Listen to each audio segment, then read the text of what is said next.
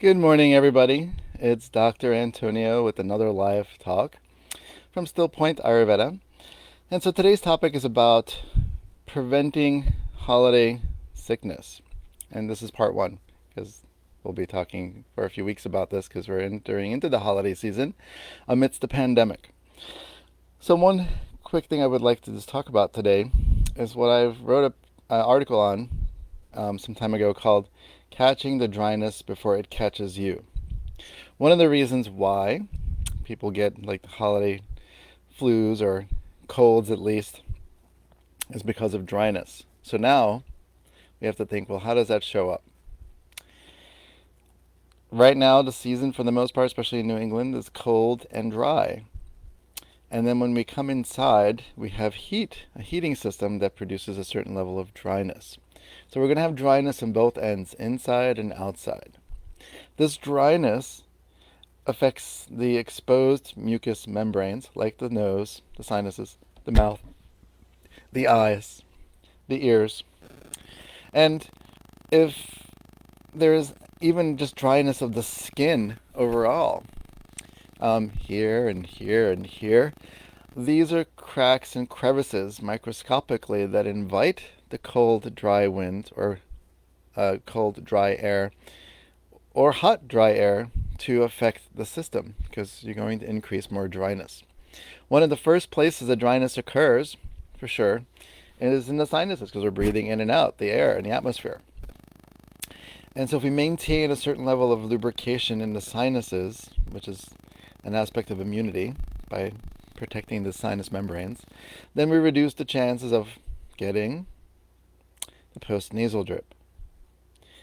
In most cases, the post-nasal drip is a result of the body trying to remedy the cause, which is dryness.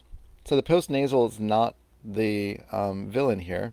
It's the dryness. So being outside, not lubricating the sinuses. In Ayurveda, we use what's called a medicated herbalized oil that we administer into the sinuses. So something like this. And I'm not selling a product.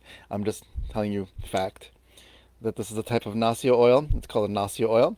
And then we lubricate our sinuses to prevent the dryness. And we use it certain times a day, especially if a person is more prone to dryness in general throughout the year. But will be more commonly prone to dryness in the dry season and dry atmosphere. So the body produces a mucus to attempt to prevent this dryness from going further because that would also weaken the immune system because the cracks and crevices invite pathogens like bacteria and viruses and things like that into the body. So the mucus acts as a coating. That's a natural response. But when we take things that are like antihistamines to support this sort of reaction that's happening in the body because the sinuses are getting puffy or inflamed and whatever, but dryness is the cause, and we take antihistamines to dry up the mucus, but the mucus is the friend.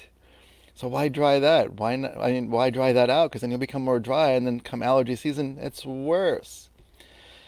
So catching the dryness before it enters into the system means properly oleating the sinuses, making sure the ears are properly producing wax, which is based on exercise and also diet. We sometimes administer a little bit of a type of oil into the ear, like a drop or two, just to keep it lubricated. We maintain a certain level of lubrication in the mouth. So if you're mouth breathing, if you have sleep apnea, things like that, if your diet is not enriching enough to support internal lubrication through oils and fats and things like that, if digestion is compromised, like all these things contribute to why dryness might be occurring. But we have to do something at least to reduce the chances of getting sick by at least maintaining an integrity, a lubrication of these parts of the body. And so when we catch the dryness, we're just simply preventing dryness from entering into the system as much as possible so that we don't get sick. You know, pushing ourselves through the holiday season, and obviously before COVID, it was even more stressful with people going holiday shopping and festivities and dinners and lunches and events and overeating and or undereating as you're on the go. Like all these things create a disruption in the digestive system, and that can also contribute to like a weakened immune system. So getting these things in check is pivotal. I remember much younger in my years where I would get sick. I would get colds every year many times throughout the year, and allergies. I used to suffer from chronic allergies, and prior to, um, you know, all this, like I was just, just stressed so much more, doing different things with my lifestyle. And then with Ayurveda coming into my life and Chinese medicine, I learned starting how to regulate things. And I don't really get colds anymore. And I definitely don't get allergies anymore. It's rare. And if it does come, it lasts so shortly that I'm happy. That's just a natural response of my body. And I always check what I'm doing in my diet, my lifestyle, to maintain immunity because I don't like having colds. I don't like having allergies. I remember all that. I don't like being sick. So I'm going to do everything possible.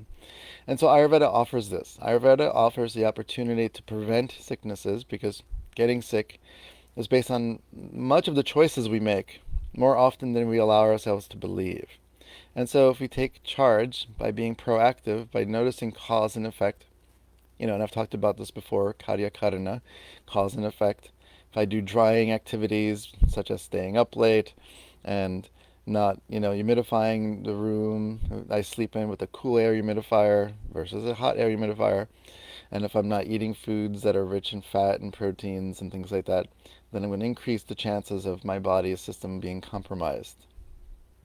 And so the stress is also a drying action. If you think of stress, imagine friction.